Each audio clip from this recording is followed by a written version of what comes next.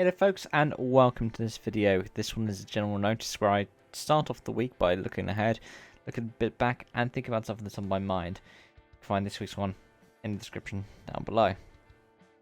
And let's find out, well, let's start off by talking about the week ahead. F1 is back, Sochi, so preview and review and video about the We Races 1 demonstration over the course of the week, likely Thursday and then Sunday for the other two. Then we've got any kind of general motorsport news that happens around the same time. Maybe something sim racing as well. That would probably be today, maybe Wednesday. But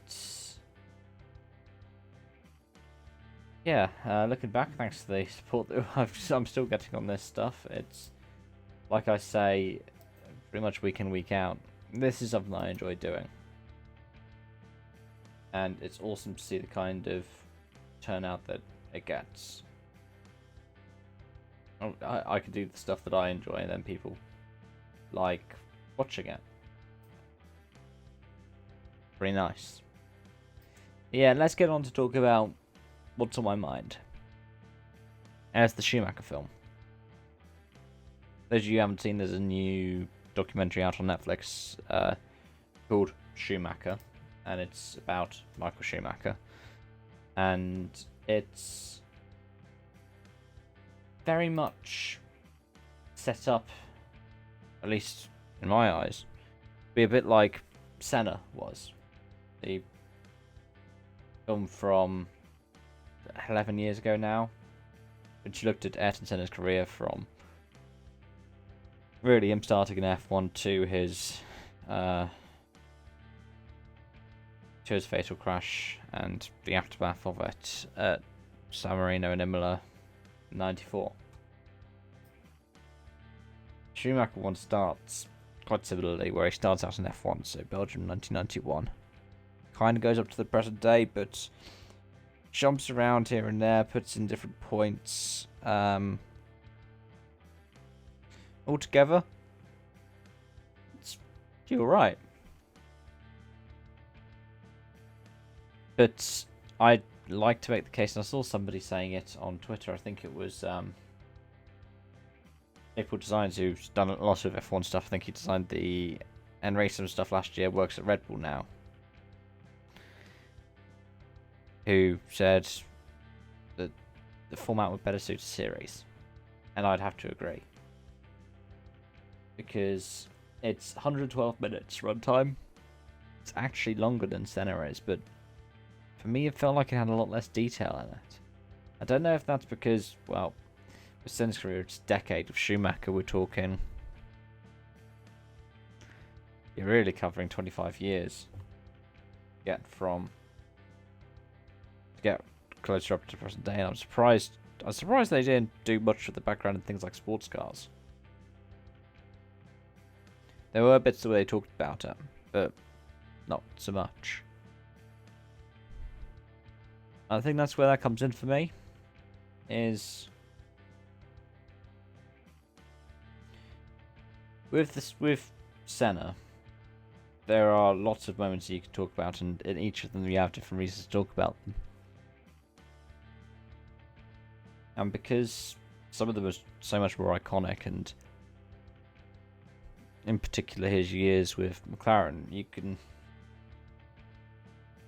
largely dedicated to that, whereas Schumacher, with his career, you've got almost every season something that needs covering. But at the same time, not everything really gets covered.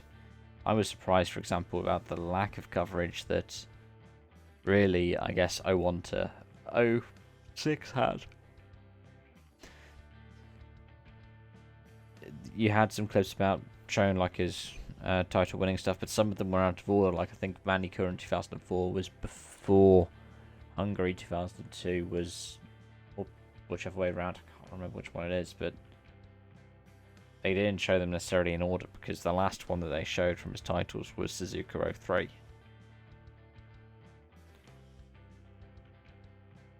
It didn't feel like it was necessarily jumping around in terms of chronology. It was largely in those sequences where the order got a bit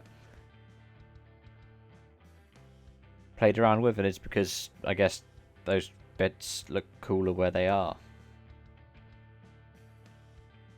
But it felt a bit, you know, how people, I guess they more over criticise box to box for doing Drive to Survive, where it's like, oh, this bit is not actually from this race, and the order is all messed up and stuff. I'll tell you what, I enjoyed it. And I'd recommend anybody who's getting into motorsport to watch it. If they want to learn more about Michael Schumacher, that's the best place to do it. Because it covers a lot of things, and I see TalkSport article talks about, it's got a bit saying that one of the biggest revelations from it is him driving around on salvage tyres, but I thought that was pretty common knowledge that they do that. In particular, the driving slicks in the rain stuff, I thought was pretty common knowledge about Schumacher. I was surprised about it didn't really cover things like how he really is the main reason the F1 goes down the route of as much professionalism as it has today. But it does cover some of the better aspects of Schumacher as well, like his off-track personality and particular his ethos working at Ferrari, where he knew everyone's names and he liked to learn the families' names to their birthdays. Isn't like the families of the people who worked at Ferrari. And that's one of the things I think is really good about this film. And I see it a lot with a lot of motorsport documentaries or films. They're not necessarily targeted at someone like myself. And they're good. Without a shadow of a doubt, they're good. They're very well put together. And for somebody who's a lot more casual, you can get some joy out of it. It's a bit like for me watching, Drive to Survive. Not particularly accurate in terms of how it does things. It does a lot more things to set up a narrative.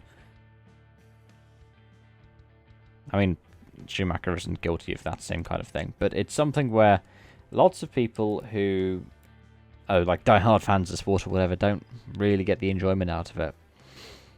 But for me, I definitely can find some fun in it and find something worth getting out of it. I say it's worth a watch if you like me in that respect.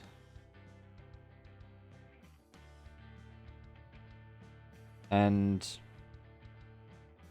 yeah, I think that's really it.